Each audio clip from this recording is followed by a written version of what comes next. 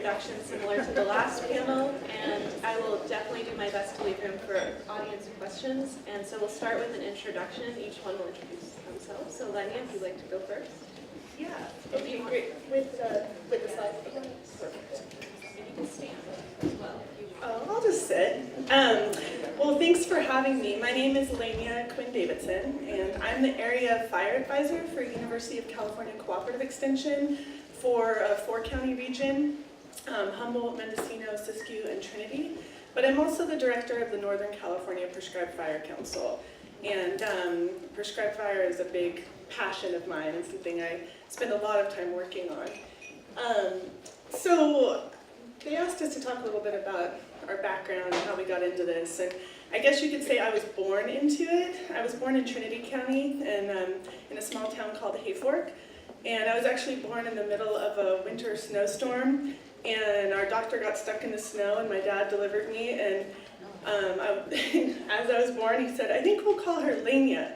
And he was like a hippie back to the lander, but he spoke fluent Spanish, and that word actually means firewood in Spanish.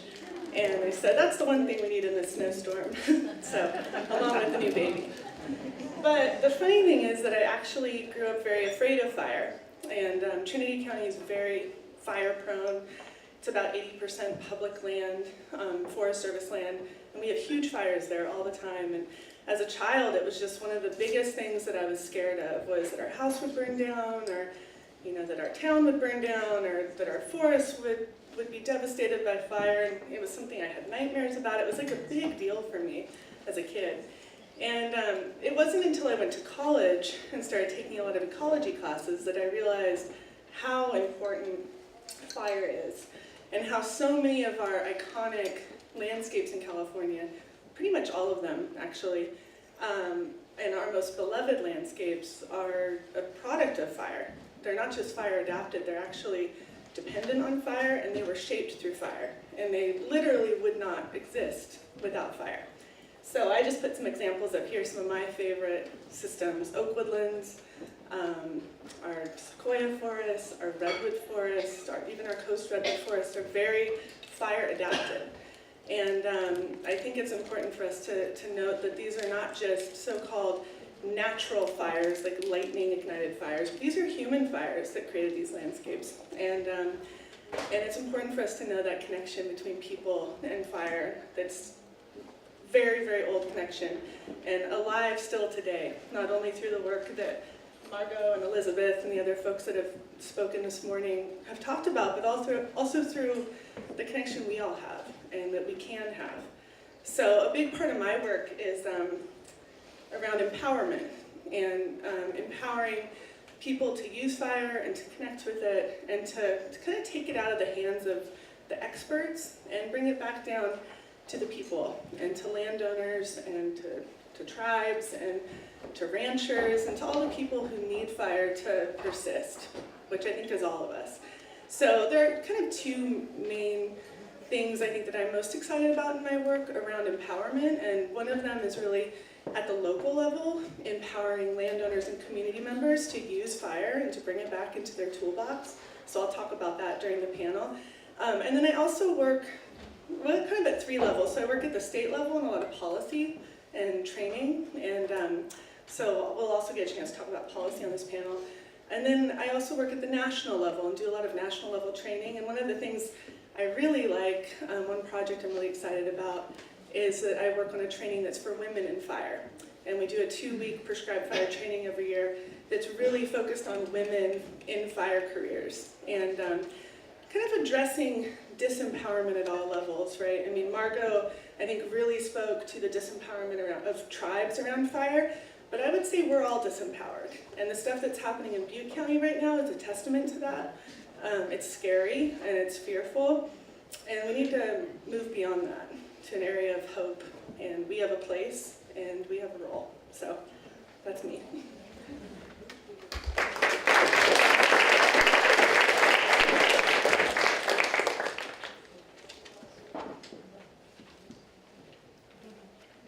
This is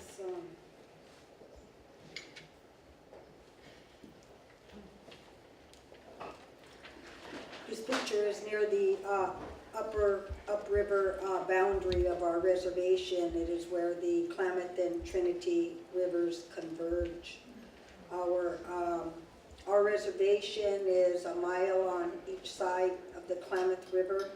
Very, very steep country, a lot of trees, lots and lots of brush, and it's beautiful country, creeks, a few meadows, a little prairies, waterfalls. We have all the beautiful stuff there. And we are trying to restore our land, our home base. When I say our, I mean the place that Creator put us to take care of. Our land used to be about 50% prairie. Where I live, it was from there about for 4 miles down was all prairie. Prairies, a lot of them. And now we have there's only 3% left of that existing prairie. When I was a kid, we used to go up onto the prairie and slide down it on wooden sleds. It was just a huge big prairie with a trail going across the top across the middle, and when you hit that trail, you get airborne. Down at the very bottom of the prairie, briars were starting to go, and we'd just cover our head, our big thick coats so the briars wouldn't get us in. That's where our sled would stop. When I was a kid, there was no road down into our house, and not a driveway that actually went to our house from the main road, and so we brought our groceries in on a sled down across the prairie. But there are hardly any prairies anymore, and so that's one of the things when we choose where we're going to burn. Is one of the places is prairie restoration. It's like one guy said that firs grow every place. And that one time there was a regular fire regime to keep the firs back off the prairies. And that regime has gone away. One of the things that I have been involved with is the Indigenous Peoples Burn Network, and one of the goals is intergenerational transfer of knowledge. And so someday this little guy who's in a basket that I made, someday he'll be out there taking care of our land with fire. And someday his sisters will be making baskets for their kids and their grandkids, provided by the fires that this little guy puts on the land. The year before last, I did a burn on my property. There was a wildfire across the ridge from me, and my daughter, who's the mother of this little guy, and he has an older brother who's 6, and they were supposed to be evacuated because the fire was coming their way, and CAL FIRE said, you guys need to evacuate because we can't protect your homes. And so all the people on that hill said, well, if you're not going to protect our homes, then we are. And they didn't evacuate. And their homes did not burn down. They saved their homes. But I noticed that my grandson, this guy's older brother, was a little bit traumatized by what they had gone through. And I told my daughter, I said, you know, I have a little briar patch on the top of the little field out in the yard, and I would like to burn that with the kids. I said I went out there and tried it out yesterday, and the flames were real slow. They just kind of crept around. And so on when everybody watches football, it's the big playoff thing. Obviously I'm not a football, that's the Super Bowl. So on Super Bowl Sunday, this is what we did. My kids and my grandkids and my sister And I taught them how to go up the top, and you start the fire on the top of the hill. And when the top of the little briar patch was black, we went down below, and then they lit it from below, and they are using wormwood torches. And so I was teaching them that fire is a good thing, that it doesn't always have to be some big scary thing. And these are some of the things that I play a role in, as putting fire on the ground. I mentioned earlier going to Sacramento to talk with the head of CAL FIRE. This picture here is a truck that I bought to hold a slip-on unit. This is my nephew here, and he usually drives that truck. Sometimes we don't have money to do the prep, to pay people to prep the land to accept fire, and so we get volunteers up there on that far right. And also we bring students from the school to come and see the tracks burned in a safe way. So those are some of the roles that I play in fire.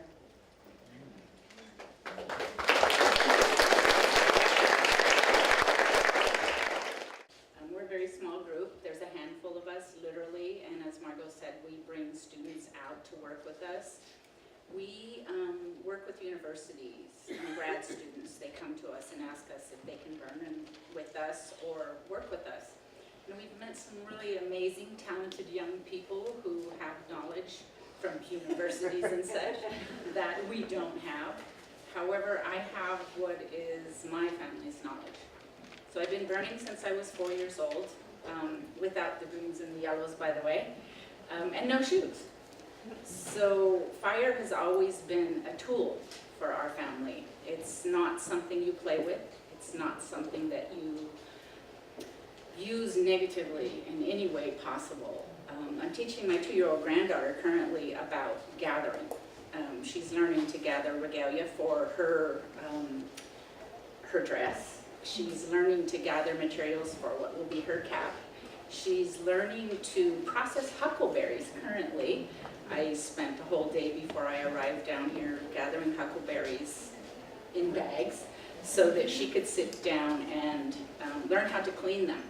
So this morning her breakfast was a huckleberry apple cobbler, basically. And she was just so happy. She wanted to come here and see all of you to see what her kuchos is doing.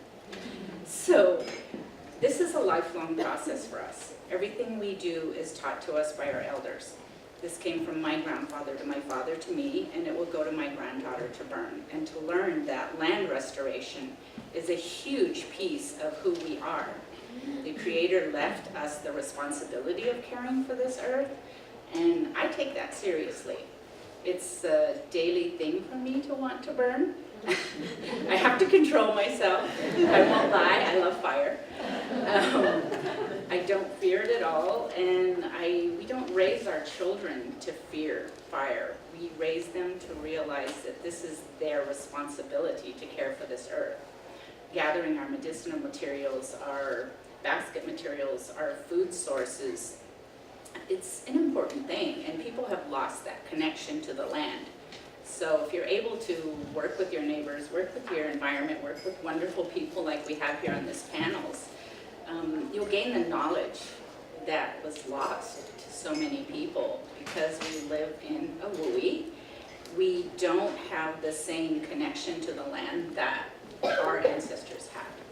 And so it's been really interesting for me to sit on some of these panels and meet with some really amazing people and understand that it's not just my people trying to do what we're doing. It's all of us that need to do this together.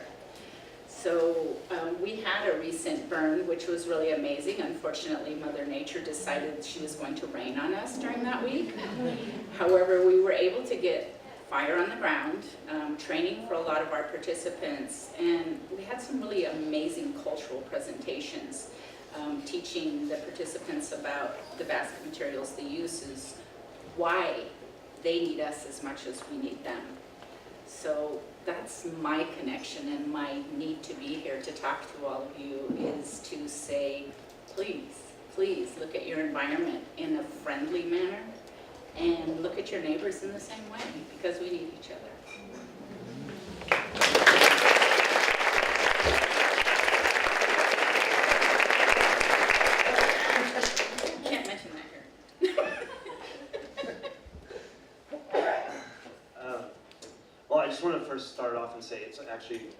honored to be on this panel with these three women.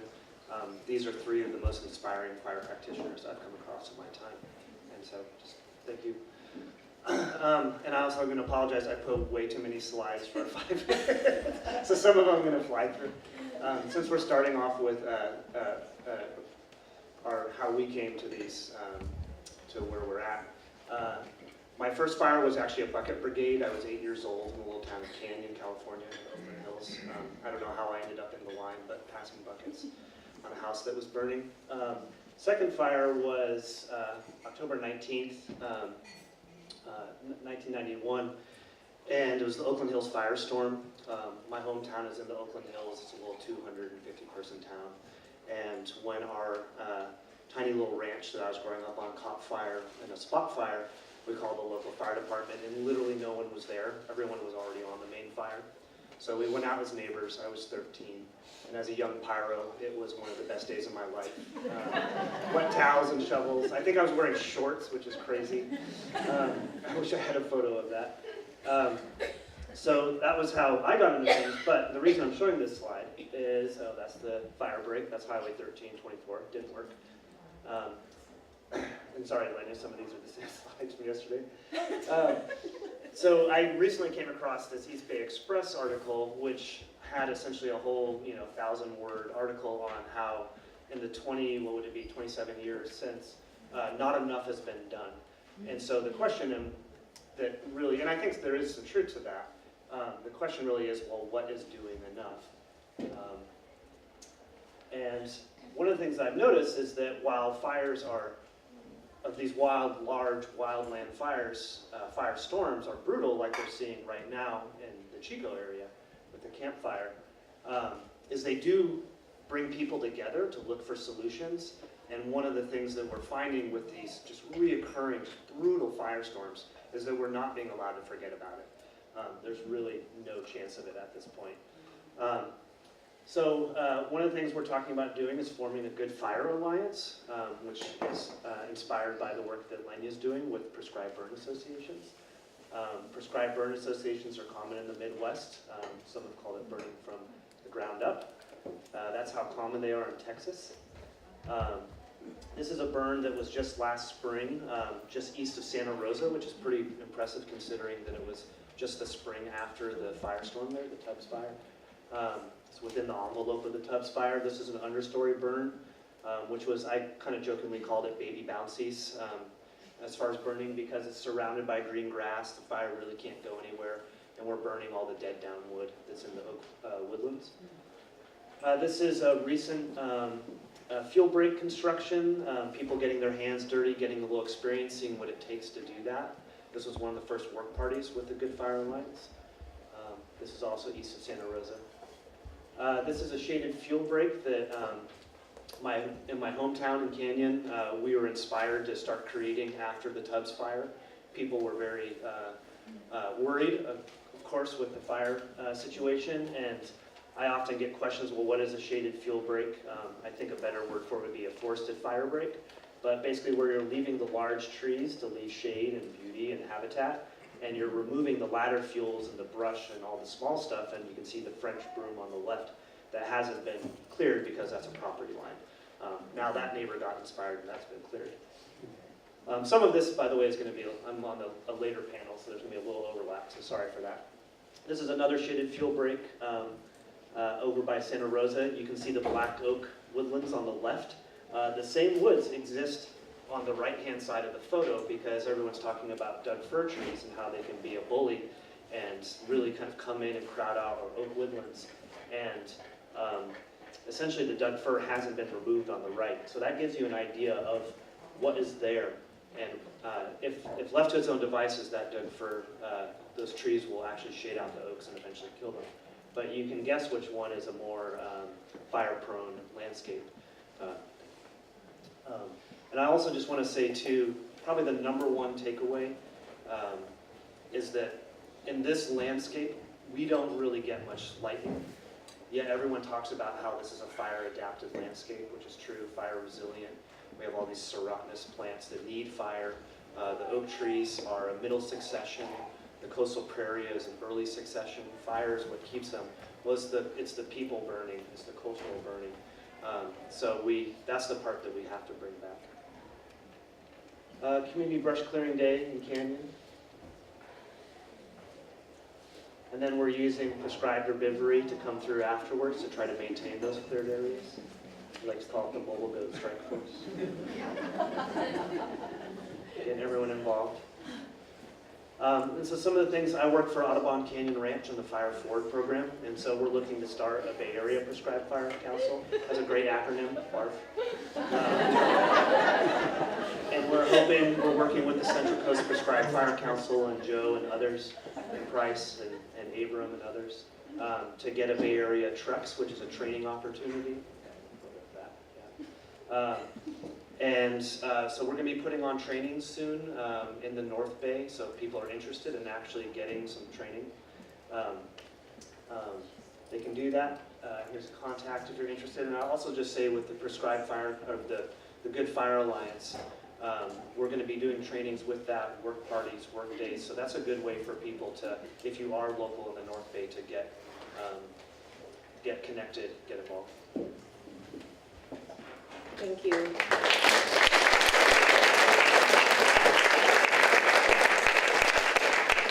now we'll go into questions, and we'll go starting with Lenya. Well, the one I'll bring up is a guiding principle for me is really that fire has become an expert-driven practice where I think, Native people have been using fire forever, and ranchers have used it for a long time, and somewhere in the mid-20th century, I think that the fire management agencies kind of staged a coup and took over fire and said, hey, we're the only ones who can do this because we're the only ones who have the expertise. And they took it away from people. And one of my big parts of my program is that everyone has a role and everyone can learn this, and people have an innate connection with fire. And you can see it the first time you bring anyone out on a prescribed burn. They just fall in love with it immediately. And so I think anyone can be an expert, and if we just give people the opportunities and the tools and the skills to learn, that we can recapture that. So I think there's this gentle nudging of the fire management culture, which it really is militaristic and male-dominated, and we just need to do some nudging to shift that culture a little bit and bring fire back as something that we can all connect with and use. So that's a guiding principle for me.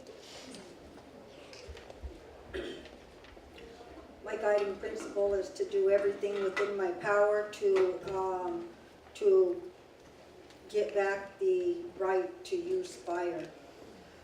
As Native people, we never gave up our sovereign right to burn.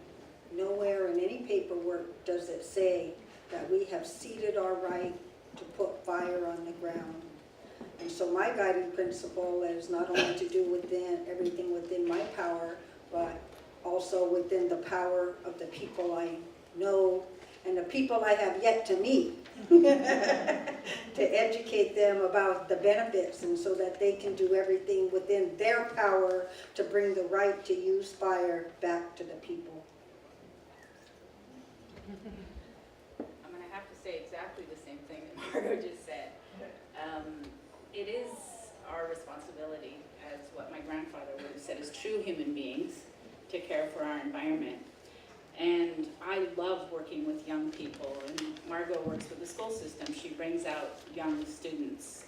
They bring out the elementary school, the high school, the college students. We have a huge network that is growing, and I'm really excited by that because, like I said, we get to sit here with all these wonderful, amazing people, but the knowledge that we can share with each other really helps. And for me, this is kind of a labor of love. My father wanted to be able to walk out into the forest and look in either direction as far as he could see, and that would have made him happy. He's been gone 18 years. I'm still working on that with our partners, and one day I hope that my granddaughter will walk out into a forest and look as far as she can see in either direction.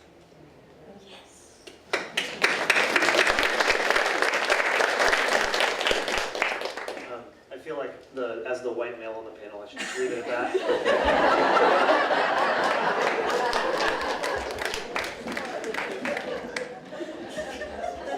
I'm serious.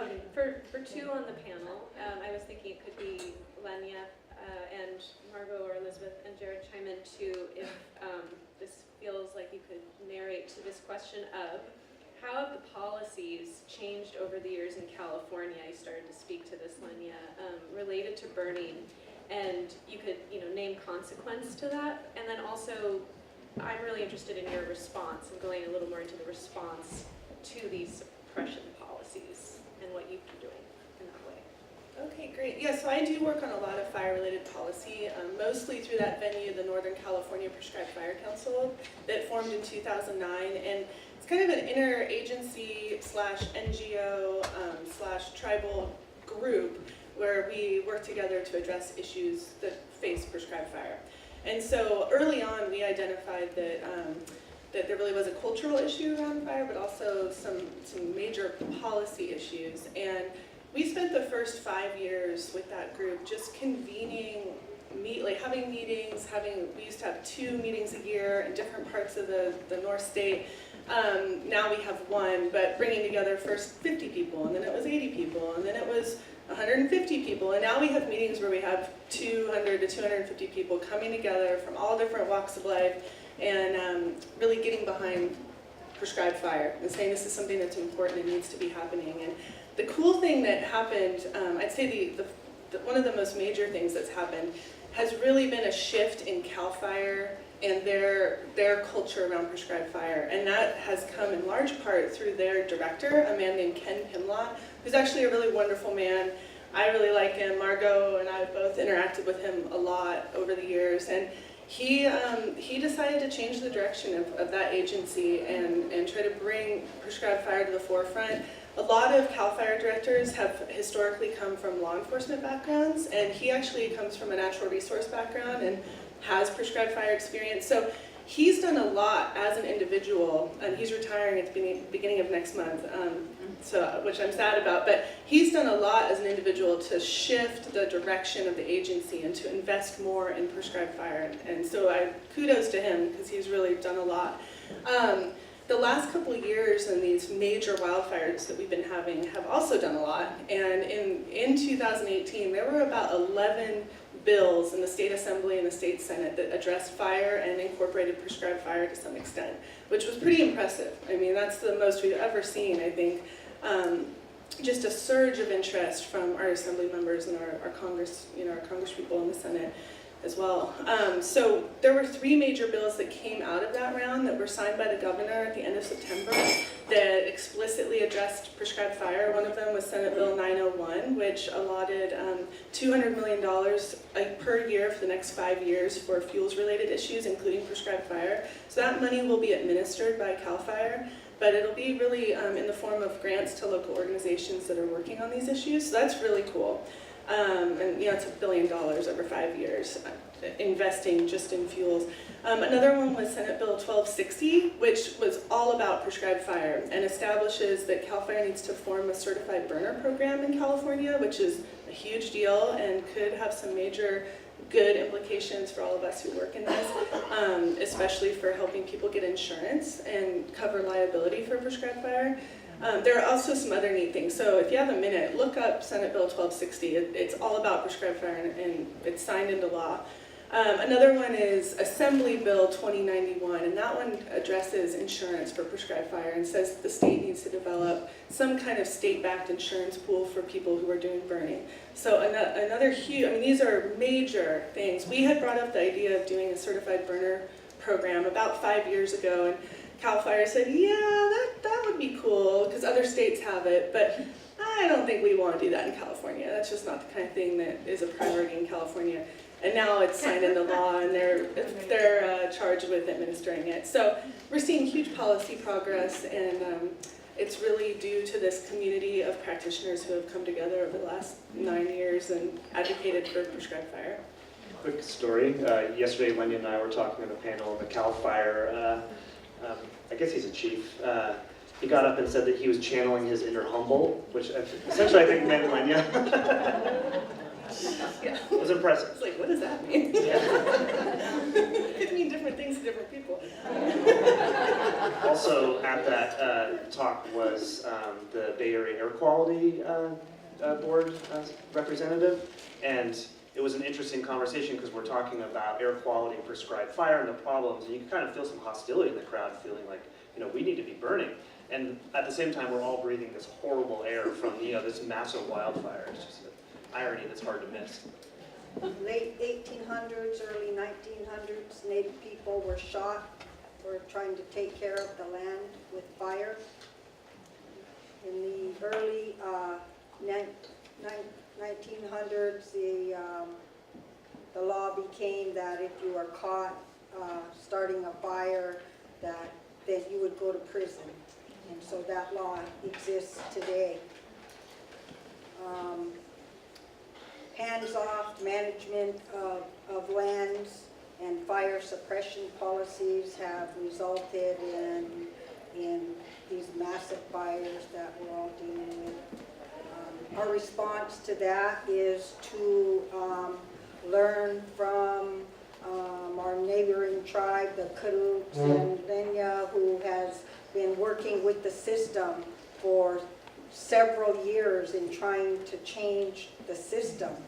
And that change is coming about, and it's a wonderful thing.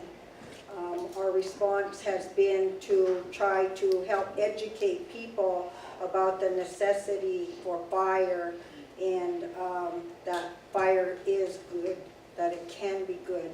It doesn't have to be this devastation that we're experiencing, and to educate the people who are in decision-making positions to think about the level of smoke from a wildfire versus the small amount of smoke from a prescribed burn, which usually we don't burn at night. Sometimes conditions are such that we have to burn at night, but usually we burn in the day, and then in the evening the fire goes out and there's a little bit of smoke for a little while. And so to educate the people about, do you want a little bit of smoke for a little while, or do you want to be inundated with smoke for weeks on end? And so it's a part of education, and so that's how we are responding, not only training our local people in the NWCG qualifications, which is what you need to have to do the big burns, but also training up community members how to, or maybe I should say retraining, how to safely take care of their own small plots of land with fire. I really think it's important, and we sit here talking about smoke and its effect on everything, but our acorns are full of weevils, which means that if they don't have smoke, those weevils don't die. So that affects our food system. There's so many of our natural plants in our environment that require smoke, actually. And we don't know about that because we pushed that aside. We've set it down and we don't work with it anymore. I left my son's house this morning with him standing at the door with a mask going, "Mom, you're not leaving the house without this." He's like, "Your asthma, I'm so worried about you." And I'm like, I spend as much possible time I can in fire, and I don't smoke a lot, but I see the benefits of it. I see what it does to the land. I see what it does to the environment.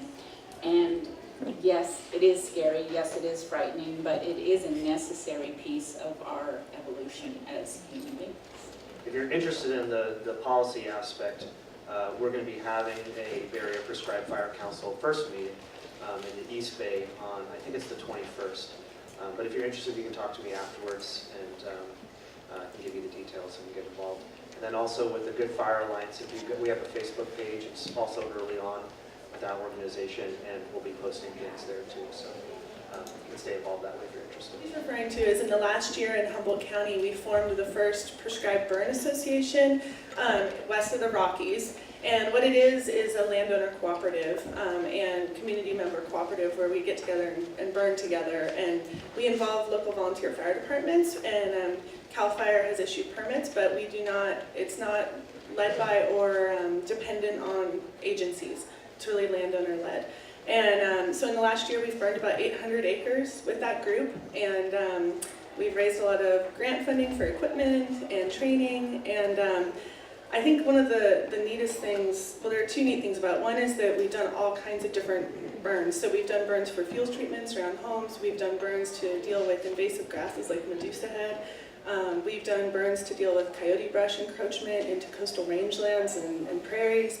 And we've done burns to maintain oak woodland restoration areas. Those have all happened on private lands in Humboldt County in the last year. And it's just really exciting to be out on the ground with 20 people who, you know, we have ranchers involved who are probably Trump supporters. We've got Save the Redwoods League and other environmental groups. We've got timber companies. We've got tribal folks who are interested. We've got students from Humboldt State University, and they're all there together, working together, even though those people would never be in the same room, you know? And that's the history of Humboldt County, is those people have been divided, and Prescribed Fire is bringing them together.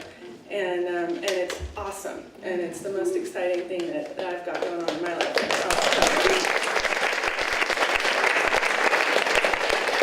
I think it's so important. We're in such a politically divided time right now, and if we can find any areas of overlap, we need to really foster those. So, yeah. I think one of my most memorable fire experiences was 2 years ago, and it was a spring, and we had done these months and months of planning for a Trex burn, and we had over 40 firefighters come in to help us burn, and as luck would have it, the weather was not all that cooperative, and so we got a little burn-in, but not much. But right after the burn, this beautiful burn window opened up. And so we're at my house. I have about a couple acres of land, and a piece of it has a bunch of hazel on it, as well as some tan oak trees and huckleberries. And I had my daughter do some, cut some of the brush under the power lines, getting ready to burn it, and then they cut a little line so it wouldn't get on the prairie. And we were wanting to burn so bad, but we didn't have any water on hand, and we knew we should have water, and plus it was a little windy, and so me and my nephew and my daughter and her boyfriend, and so we was talking ourselves out of it because we can't afford to have an escape. And then up drives our neighbor, who's also a fire guy who helps us burn, and in the back of his truck he has a 50-gallon thing of water and a little hose, and we leap off the couch. We're like, yes, let's go burn. And so we go over there and burn this little piece of my property, and the next year I picked 500 sticks off of that burn. Yeah, it was awesome.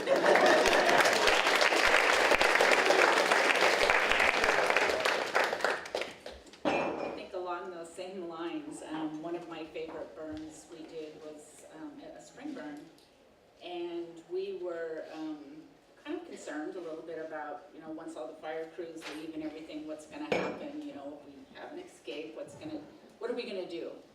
And 2 days after that burn, it snowed, and it put everything out completely, which was amazing for me, but it was just, to me, our connection with our environment. Basically, it was like saying, okay, you guys did your job, now it's our turn. We're going to take over and put this out for you.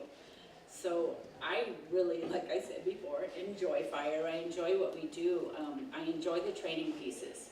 I enjoy working with the land. My home, I call a petri dish, because I have multiple types of little burns that I do on my property, basically testing myself. And I limb up all my trees. I have my area completely, basically fire safe. But then I drive by to my neighbor's house and I feel frightened for them because they're covered in brush. They're surrounded by things. And it's like, I just want to go burn my neighbor's yard.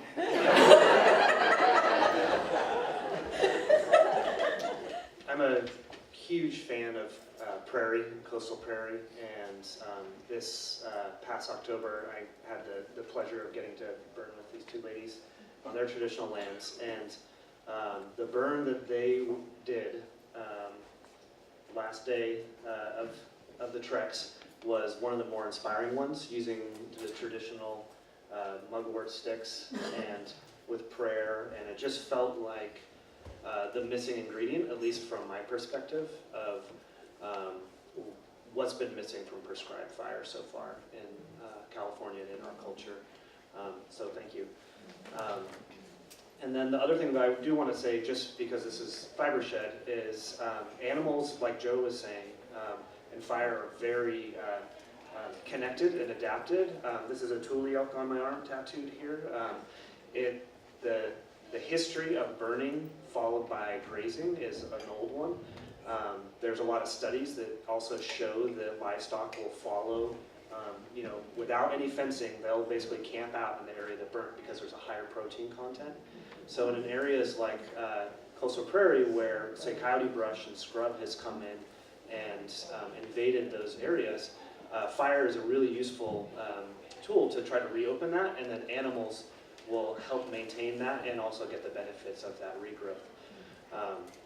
And then also, of course, there's early summer burning for invasives. So when a lot of our native forbs and grasses have already gone to seed, things like medusa head and yellow star thistle are still in their flowering stage and seeding out stage. They have a different phenology. And so you can burn them for rangeland health. So that's a common one that, just to put in people's ears and know that's out there.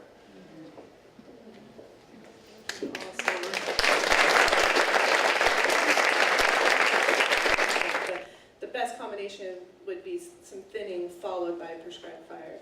And that study also showed that there's no replacement for fire. Bringing fire into the system is the only way to have the benefits that historical fire had. And so, yeah, you can look, there are a lot of papers that came out of that study. It was national, and it was in all different kinds of dry forest types across the United States. If I can throw one thing in too, like Lenya's saying, there are many. Our preserve, the Bouvary Preserve, is interesting right now because this is a hard thing to get to happen, but it did happen, where we had a prescribed fire in the early summer of 2017.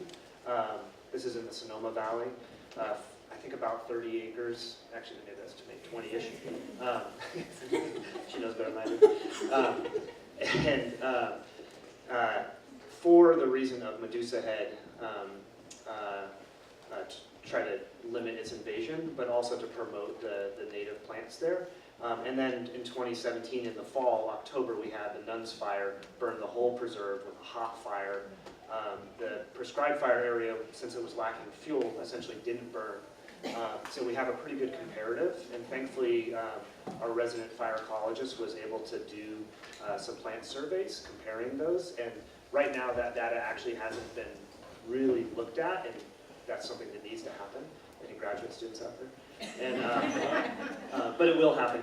And but just on a kind of a hip shot kind of analysis, the hot wildfire promoted non-native thistles and invasives, and the cool season or prescribed fire burn definitely increased the native diversity, both in forbs and grasses.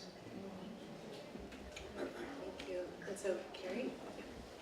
My question is brought up by your talking about star thistle, of which I have a field of about 20 acres of star thistle. And the problem is that we are trying to sequester carbon in the soil, so we're not plowing. The star thistle doesn't come up until after we can get a burn permit, which would be the end of April. It comes after everything that needed rain. How the devil do you get rid of this stuff? So how do you get rid of 20 acres of star thistle while protecting underground soil carbon stock and not tilling? And not burning my neighbors down. And not burning your neighbors. Repeating the question for the live stream. Yeah, so I haven't personally burned in star thistle, but I'm kind of familiar with the research on how to deal with it. And we, just so you know, just because it's after May 1st, which is technically the beginning of declared fire season in California every year, when CAL FIRE starts requiring permits, just because it's after that time doesn't mean you can't get a permit. It's not something I would recommend you go do by yourself, but our Prescribed Burn Association has done burns in season where we get CAL FIRE permits, and we've burned medusa head, which would, you burn about the same time you would burn star thistle. I probably have that too. I just Yeah, you probably do. I know, a lot of us do. So we've done burns the Thursday before July 4th weekend, for example, which some people would be like, that's crazy, but we're doing it safely, and with adequate resources and stuff. And the thing with star thistle that I've heard is that you burn it once, and then what happens is there's a lot of seed in the ground that gets, that gets activated by that fire. And so it'll come up, and then you can either burn it again, or you can use herbicides if you're open to that, which I know a lot of people aren't, but so those are kind of the two options, but it typically requires 2 treatments with star thistle because you activate it and then you burn it again. And that can be really effective is what I've heard. People eat it when it's really low, but it's their last choice. Yeah, it would be my last choice too. That was any good. Yeah, and just to hit home that second year burn, it's very important because you, in a lot of ways, you are promoting it. The same goes with French broom, like Price was mentioning. If you have, say, 2 French brooms growing and you have a fire come through, it kills it. You're going to have probably about 100 to 1,000 babies coming up the next year. So it promotes that seed germination, which then makes it. So does mowing. Sure, exactly. And so then there's a window there where all the seeds that express themselves, seeds that can last up to 80 years in the soil, have all decided to germinate. So that second year component is a very, very important component. It might be a good place for a prescribed fire this spring because it would be very easy to do. I mean, it's just a swerve. Are you local in the North Bay or Lake County. Lake County? Get involved in a good fire lines. We'll help you. So we actually are at time. I'm sorry to say, but could we, if you have a question, please do feel free to talk to the panelists. Lenya is leaving pretty soon after, so if you have a question for her, you might want to walk with her. But I would just like to give everyone a round of applause.